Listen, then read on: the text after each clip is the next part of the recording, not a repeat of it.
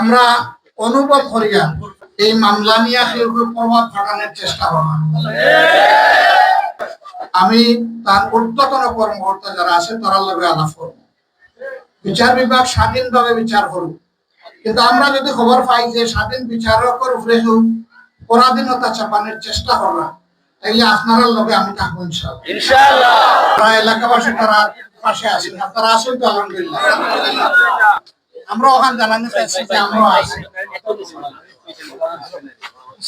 আমরা অনুভব করিয়া এই মামলা নিয়ে প্রভাব খাটানোর চেষ্টা করলাম। আমি আল্লাহ তাআলার সাক্ষী রাখতে হইয়া কোনো শর্তের পরোয়া করি না। এই ব্যাপারে দেখানো সব করার চেষ্টা করব ইনশাআল্লাহ। আমরা কোনো অবিচার চাই না, আমরা ন্যায় বিচার চাই। এই মেয়ের মা কান্দে কান্দে টুকরে টুকরে হইছে যে আমি আমার বাচ্চার হত্যাকারীর ন্যায় বিচার চাই। আপনারা এলাকাবাসী আপনারা চাইন কিনা? আপনারা এই আওয়াজ আজকে এই মিডিয়ার সুবাদে গোটা দুনিয়া পৌঁছে যায়।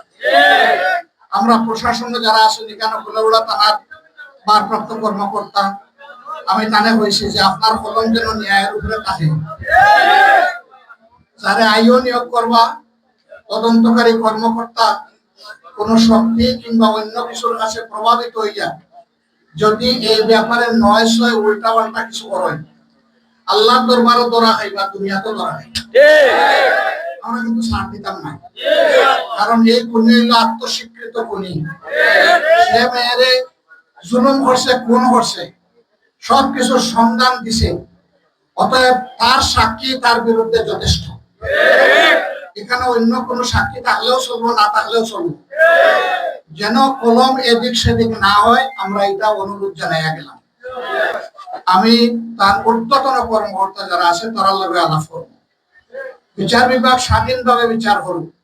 কিন্তু আমরা যদি খবর পাই যে স্বাধীন বিচারকের উপরে পরাধীনতা চাপানোর চেষ্টা করা, তাইলে আপনার লগে আমি থাকবো ইনশাআল্লাহ।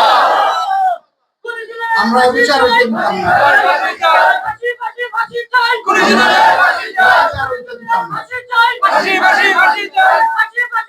আমরা এই বিচার মুসলিম পরিবারের অধিকার আছে নিয়ে বিচার পাওয়ার।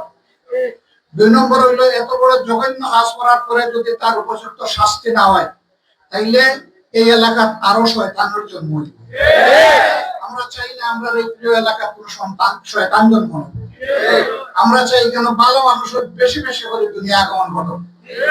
আমরা পরস্পরকে ভালোবাসতাম, সম্মান করতাম, একে অন্যের সম্মান রক্ষা করতাম এবং জীবন সম্পদের প্রতি আমরা শ্রদ্ধাশীল থাকতাম। আল্লাহ তাআলা আমরা তৌফিক দিতা। আজকে এতটুকু। ইনশাআল্লাহ আমরা সবাই একসাথে ন্যায় বিচার পাওয়ার লাগে লড়াই করব। আল্লাহর দরবারে চাই এই লড়াইয়ে আল্লাহ যেন আমরা বিজয়ী করুন।